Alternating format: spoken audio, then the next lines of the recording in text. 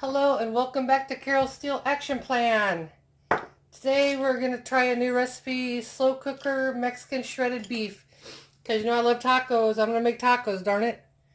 It's a brand new recipe I got online from a website called foxandbriar.com. So first thing I'm going to do is I'm going to add, in the crock pot, I'm going to add chopped onion. This is one onion that I chopped poorly, but it'll do.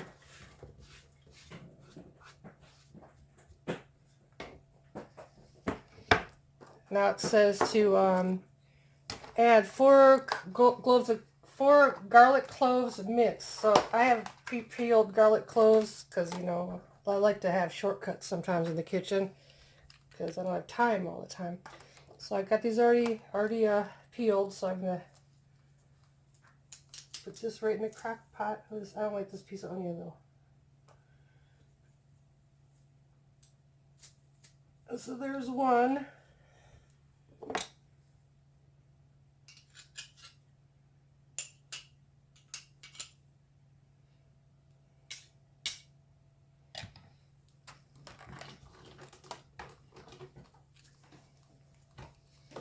We have cat company. You can't see them though, they're behind the camera. They may be directing this, who knows.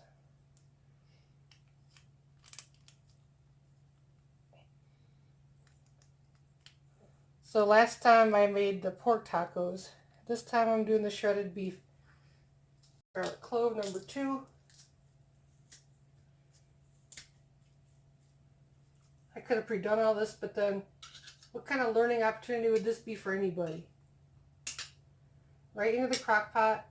Easy, easy. These are supposed to be cooked on low for about 10 hours. I'll probably do longer because I like to. Garlic clove number, I can shove them both in here. 3 and 4.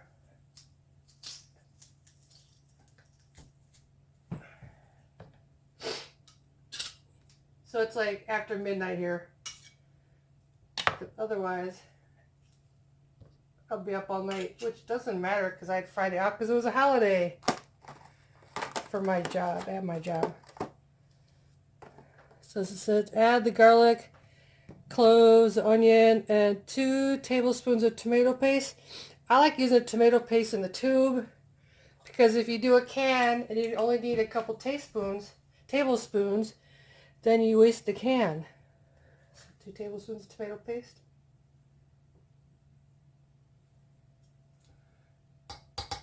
There's 1.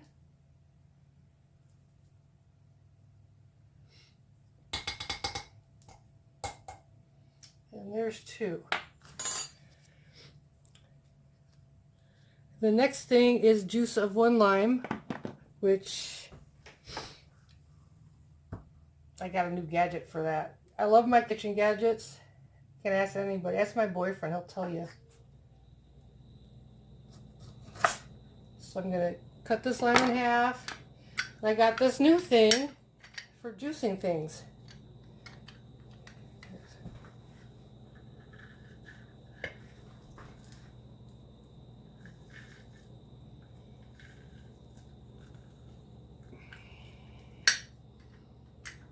There's 1/2. Let's do the other. This thing's pretty awesome. Except I'm getting lime juice shrapnel on me, but that's okay. All right, we're done with that.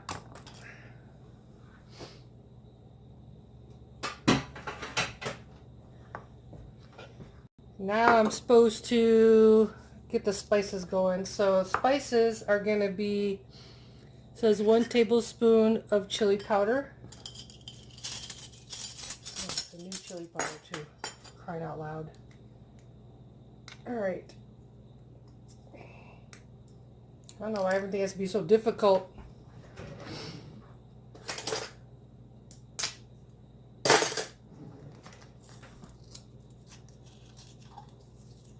Any kind of chili powder will do. Oh.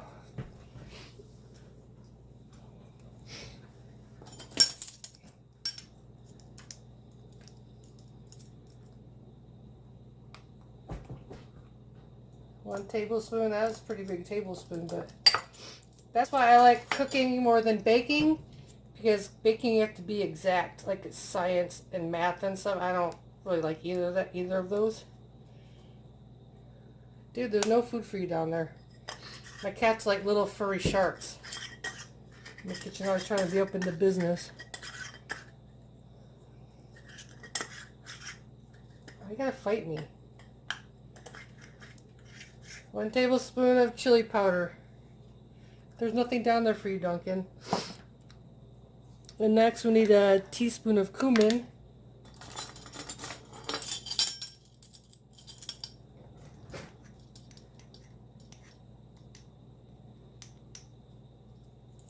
There's cumin. And a teaspoon of paprika. I smoked paprika. I think that'll be fine.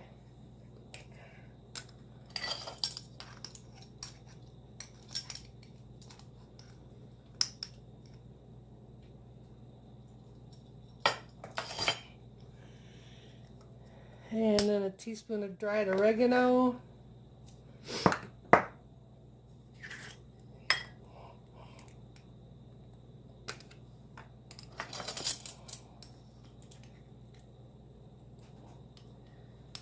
Connor, there's no food down there, honey. And then a tablespoon of kosher salt. Plus more to taste. I don't like to put a lot of salt in my food, for the most part. So I usually probably won't do the more to taste.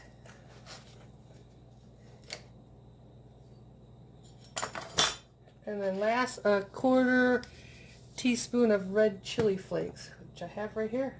Well, crushed red pepper, whatever, you know what I mean. So a 1/4 teaspoon of that, and a 1/4 teaspoon.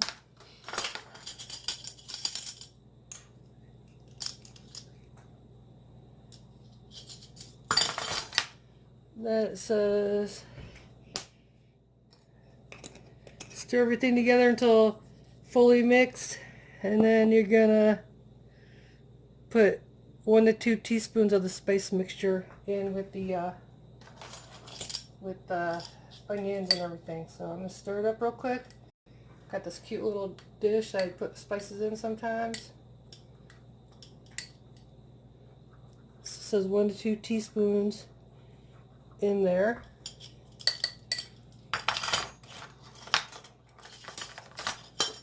I'm gonna put 2 just cause. Oh, my tablet's closing out the frickin' recipe. I feel like the Swedish chef is throwing shit around. 1 teaspoon. 2 teaspoons. Alright. Stuff on my hand. Alright, stir this around so it's mixed up. You know, when I watch my videos back, I feel like I sound like those ladies on NPR. Like, did you ever see the Saturday Night Live skits with the 2 women that sound like they're on NPR and they talk like this all the time? I feel like I sound like that. I hope I really don't, because that'd be annoying. And again, someday I'll have a good way to set up my camera so you're not just looking at my boobs for my cooking videos, but that is where we're at right now. Now at this point I need to get the meat out the fridge.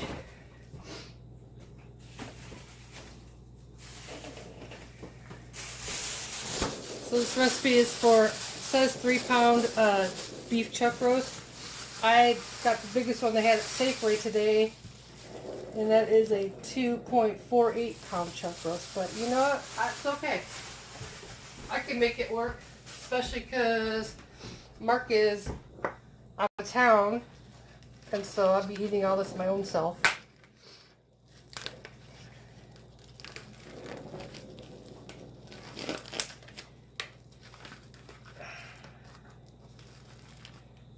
Hunk of meat that all the people love. I'll throw that out in a minute.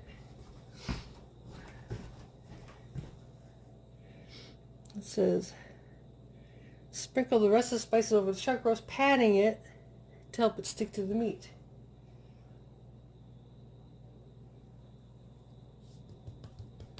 Pat the meat, people. pat your meat.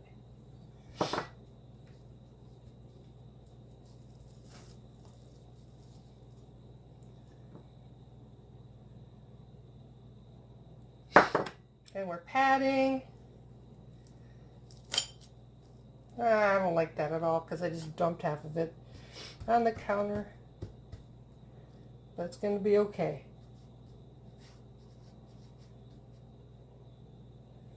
Then I throw it in there. I'm going to throw the rest of the stuff on top.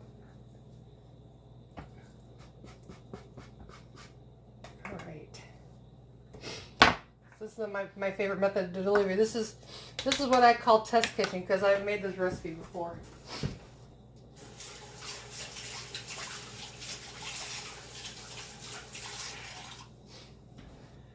Did I do everything?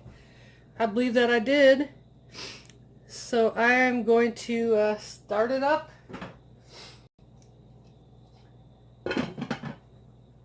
It says 78 hours, but I don't believe that. I'm probably gonna do it for way more.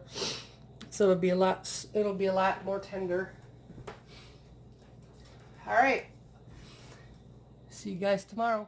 And we're back. Welcome back. And so this has been in all night. And the recipe says to shred it with forks. Forks for you. I think I could shred it better on the plate, but I want you to stir it up with the sauce that's in the bottom now that has happened. Then you put it in a container. But it's pretty tender, I think. It's not like the pork is usually though. I had this in for hella long, like longer than you needed to. Because the recipe just said for like 8 hours. I had it in for like midnight, and it's getting to be almost noon now. I'm just sort of shredding it. I think it's going to taste good. So technically this recipe is paleo, but when I make tacos with it, it will no longer be paleo. It'll be regular. But yeah. There's some meat coming out. So once I get this all shredded up, I am going to make some tacos. And you know the drill. I'll show them to you when they're done. And again, I'll put the recipe at the bottom from this website. It's Fox and Briar, I think. I have to check it out again.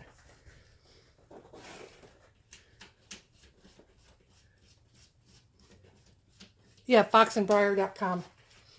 I'm about to step on a cat because they're up in my grill. Well, not my grill because they're by my feet trying to get scraps that fell down or something. That's no way to be, guys and girls. You can eat your cat food. All right, let me finish shredding this up, and then I will make tacos, and I'll show you.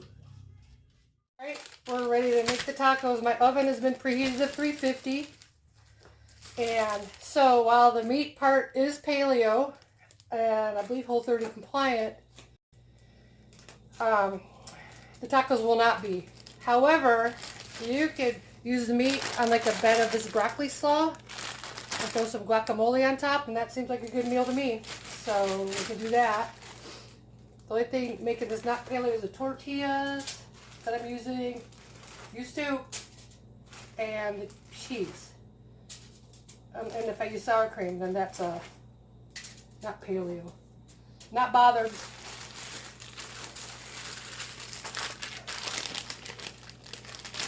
So we'll just slap. I use 1 slice of cheese per 2. This is Colby pepper jack. I'm sure if you want to make it paleo, you can get some kind of fancy non-dairy cheese or something.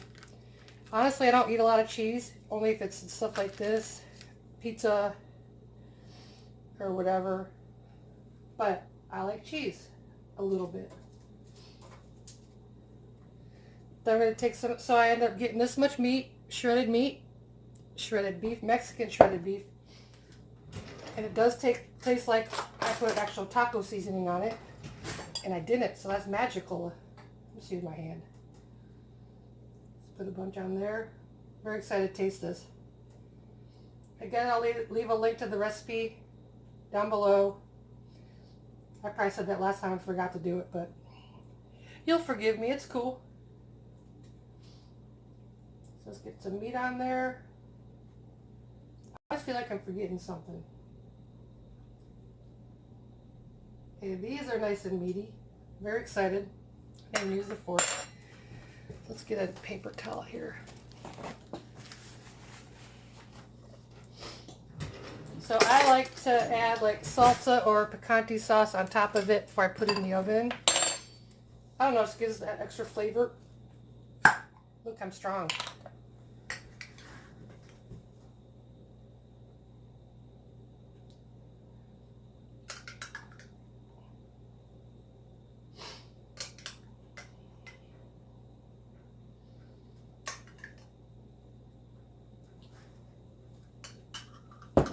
All right, let's get these in the oven.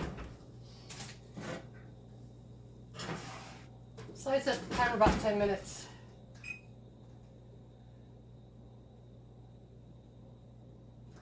All right, see you in a minute.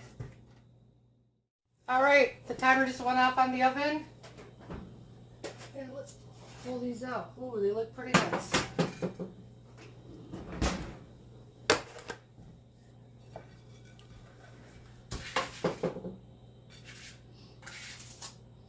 They smell good. I started smelling the meat cooking last night, and it was nice. Ooh, that's hot. Oh, you can't see my plate. There's my plate. So I'm gonna I love the broccoli slaw. It's so good because it gives you a little crunch. Got some carrots mixed in.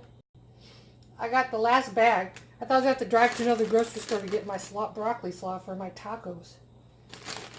And like I said, you can just use this as a base and throw the meat on top of it and guacamole, and you got yourself a nice salad full of protein and vitamins and whatnot. Put this here. Spoon a little guac on top. So sour cream or guacamole either does the trick.